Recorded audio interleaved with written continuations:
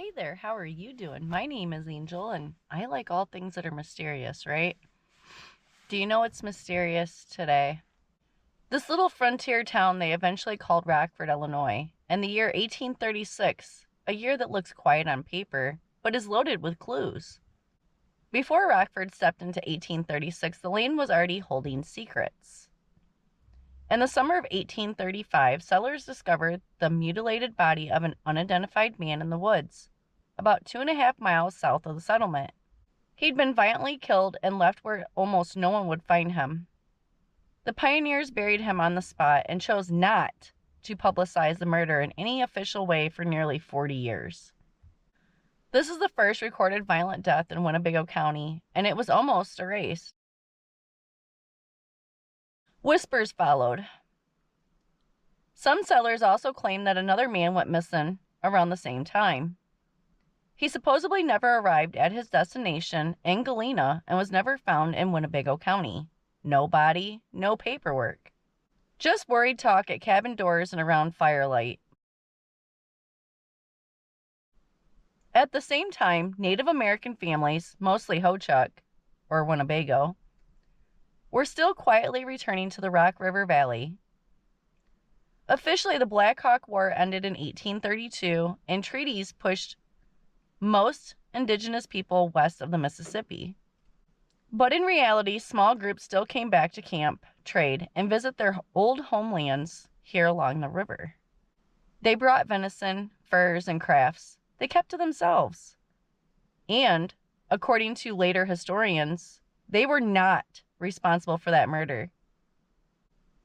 The crime was almost certainly committed by some Judas among the whites, likely over a land claim. But fear is easier to project than the truth, so the land enters 1836 with an unsolved murder, a whispered missing man, and the quiet, uneasy, mostly invisible presence of the people who were here first. The soil Rockford sits on is already a crime scene, a cover-up, and a broken treaty site all in one, before the year 1836 even starts. In early January 1836, down in Vandalia, which was still the capital of Illinois, the state legislature passed the act officially creating Winnebago County. On paper, this transformed the Rockford settlement from just another river crossing into the center of a brand new county. Up on the Rock River, people were still huddled in cabins and makeshift shelters for the winter. News had to travel by horseback over frozen trails, but the decision had been made. Winnebago County existed, and Rockford was sitting in the middle of it. There was still no courthouse, no jail, no official town plat. Just a cluster of cabins, a river ford, and a whole lot of ambition. But 1836 would change that. As soon as Winnebago County is on the books, a big question shows up. Where is the seat of justice going to be?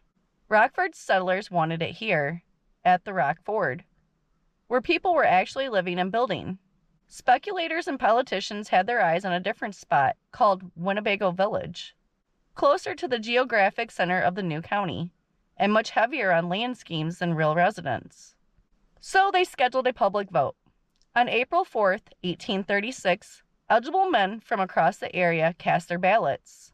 The results: Rockford 320 votes, Winnebago Village 72 votes, and Roscoe had just 2 votes.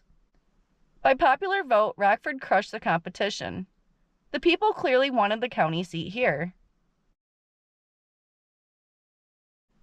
If you just look at that one election result, it seems like an easy win.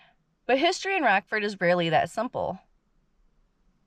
Later on, state-appointed commissioners and behind-the-scenes interests overrode the will of the voters and designated Winnebago Village as the official county seat.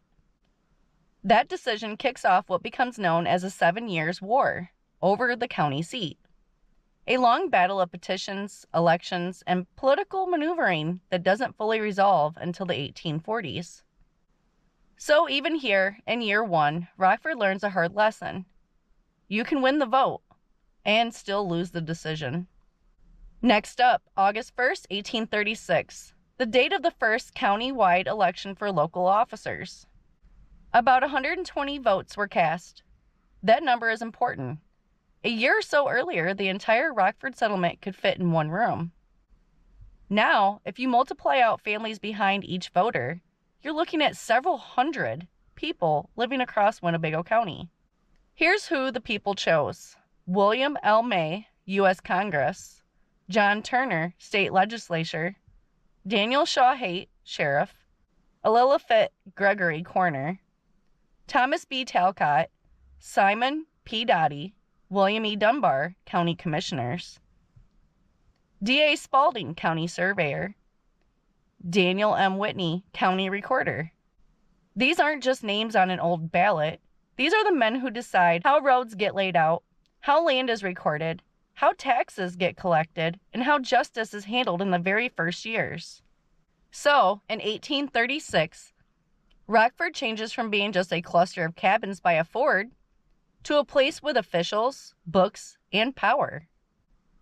Now let's zoom into the personal side. 1836 is the year Rockford starts filling up with babies and wedding dresses.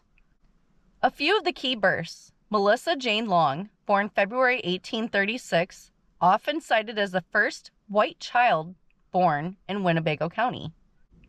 Mary Kent, daughter of Germanicus and Arbella Kent, born in 1836, and remembered as one of the earliest Rockford-born children of European ancestry.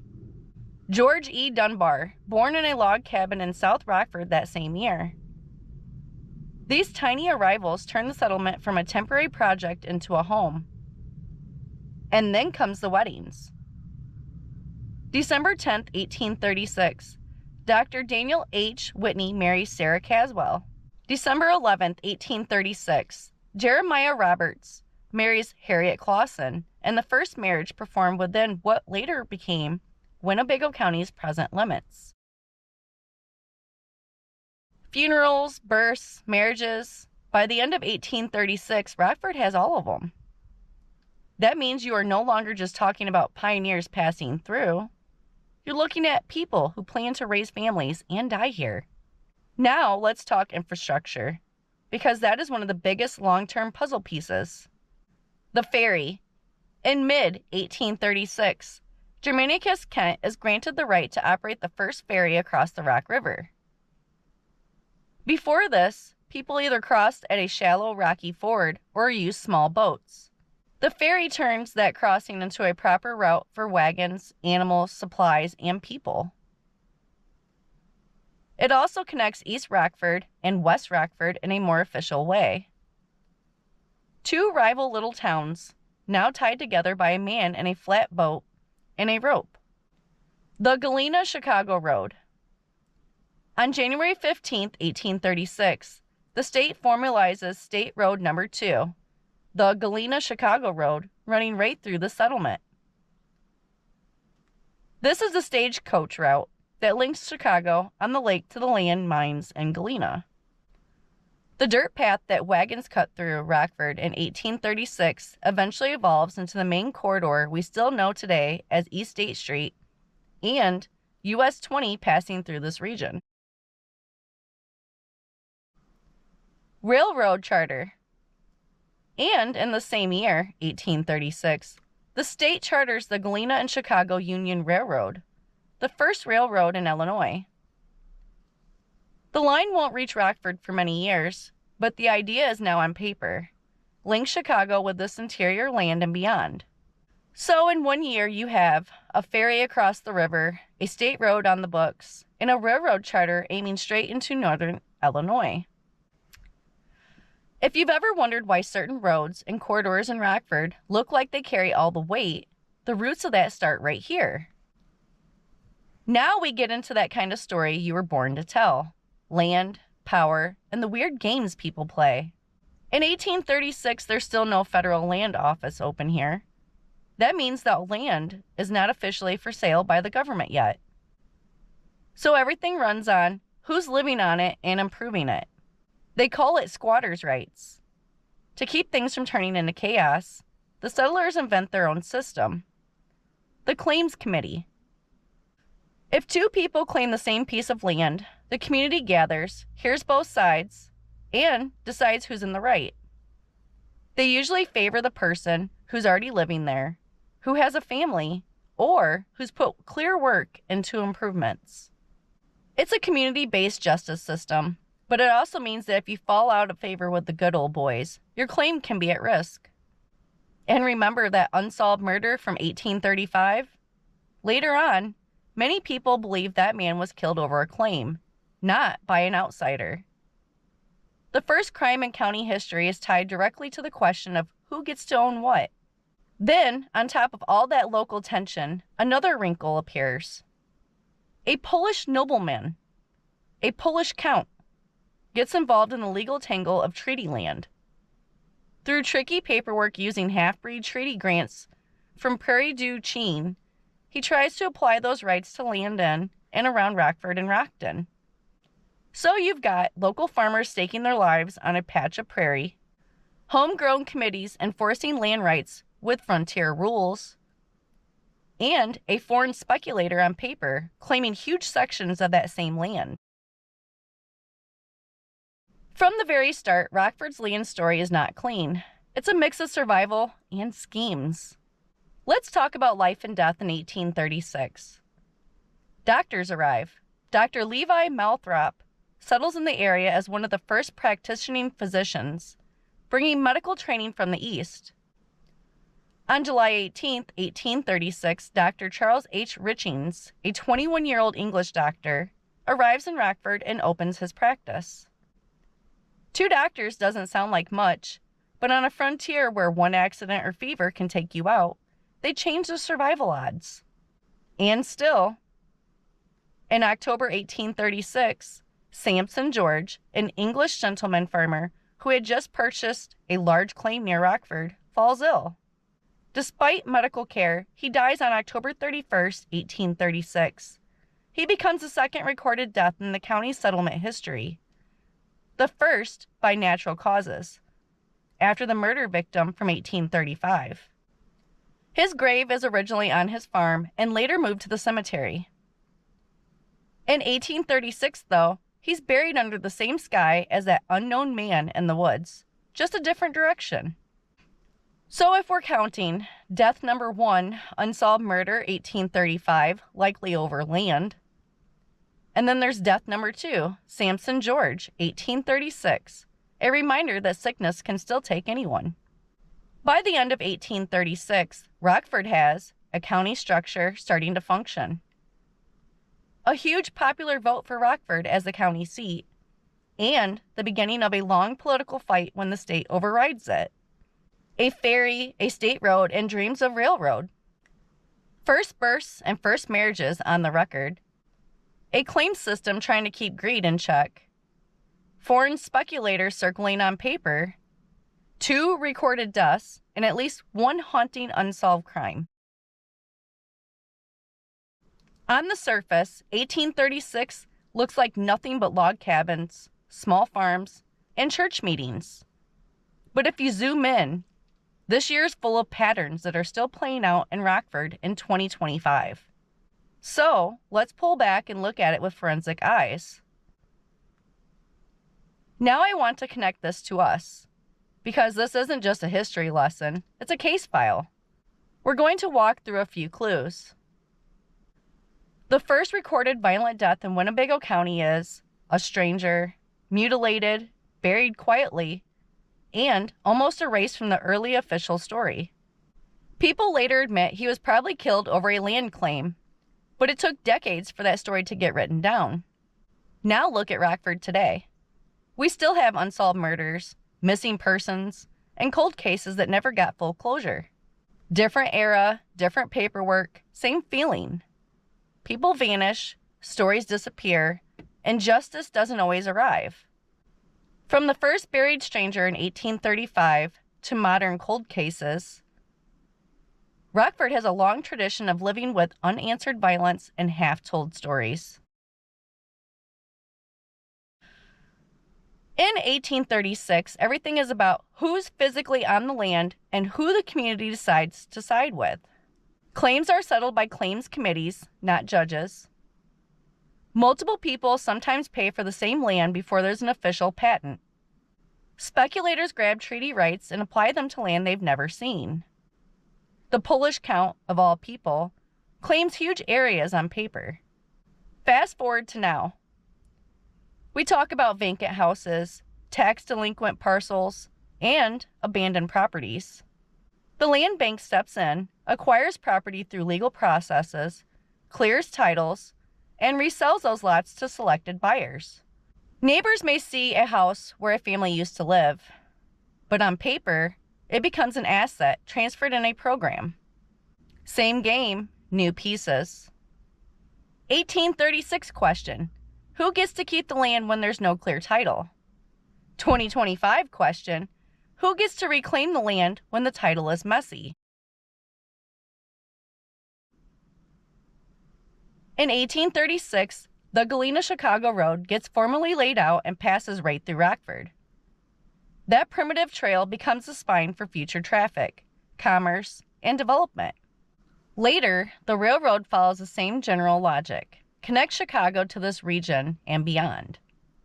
Then come the bridges, depots, warehouses, hotels. Today, East State Street and the US 20 corridor are still where we see heavy construction, constant road work, and big commercial plays. The old clock tower site morphs into the Hard Rock Casino, turning that same strip into a modern gateway for money, tourism, and traffic. The pattern doesn't change.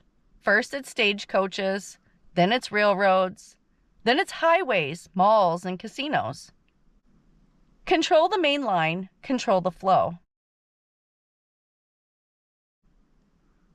From day one, there were two towns, Kent and Lemon on the west side, Haight on the east side. Two economies, two power centers, one river between them. Bridges and ferries tried to glue them together, but the divide never fully went away. Today, we still hear east side versus west side, who gets investment versus who gets ignored, where money flows versus where people get left behind. The river is supposed to connect the city, but culturally and economically, a lot of people still feel like these are two Rockfords. In 1837, the county starts with tiny taxes, a few $100s total, mostly on town lots, horses, and wagons. Historians call it the day of small things. But those small financial choices created early road funds, local government budgets, and the basic model of, we'll improve things, but you'll pay for it. Today, we're looking at multi-million-dollar road rebuilds, long-term loans and grants to replace lead pipes and buried infrastructure, big state and federal programs that come with conditions and timelines attached. It's still the same basic pattern. We'll fix the roads, we'll fix the water, but first, we'll need deep access to your land records, your bills, and your neighborhood. Look at what gets written down and celebrated. The first white child, the first white marriages, the first churches, the first frame buildings, the 4th of July celebrations. Those names and dates are carefully preserved. Now, look at what almost got lost. The murdered stranger in the woods, left unnamed and barely documented. The missing man who might have existed only as a nervous rumor. The native families returning quietly to the river, mentioned in passing and then pushed off the page. From the beginning, Rockford's official story highlights certain people and erases others. My series, Roots of Rockford, is flipping that script. I'm taking the things they thought were too small or too messy and putting them in the spotlight. Because in this timeline, every little detail matters. So as 1836 closes, Rockford is no longer just a river crossing. In less than 2 years, this place went from a handful of cabins to an official county, a contested county seat, a functioning local government, its first white births and marriages, a ferry, a state road, and a railroad charter pointed in its direction, and land disputes ranging from neighbor versus neighbor to treaty speculators and a Polish count trying to claim pieces of this valley. The first known crime, that unsolved 1835 murder is still hanging in the air. The second recorded death, Samson George's, is a reminder that life is fragile out here, and the native presence is still there, just beyond the edge of the written story. 1836 is the year Rockford becomes a machine, a political machine, with officials and fights over the county seat. A land machine with committees, speculative claims, and quiet erasures. An infrastructure machine with roads and river crossings that will shape where money flows for the next 200 years. As 1837 comes in, the map will literally be redrawn. The state will carve off new counties, shrink Winnebago's borders, shift tax bases, and change whose land is worth more on paper. The tiny tax lists of 1837 are going to turn into full-blown property rolls. The first church organizations will show up, the county seat war will intensify, and the same shadows from 1835 and 1836, land, violence, erasure, and control, are going to keep showing up, just wearing fancier clothes. And on that note, if you liked this video, go ahead and please give me a thumbs up. If you would like to see more videos like this, please subscribe. And as always, I appreciate you so much for watching this video, and I hope you have a good rest of your day, and I'll see you in the next one. Bye.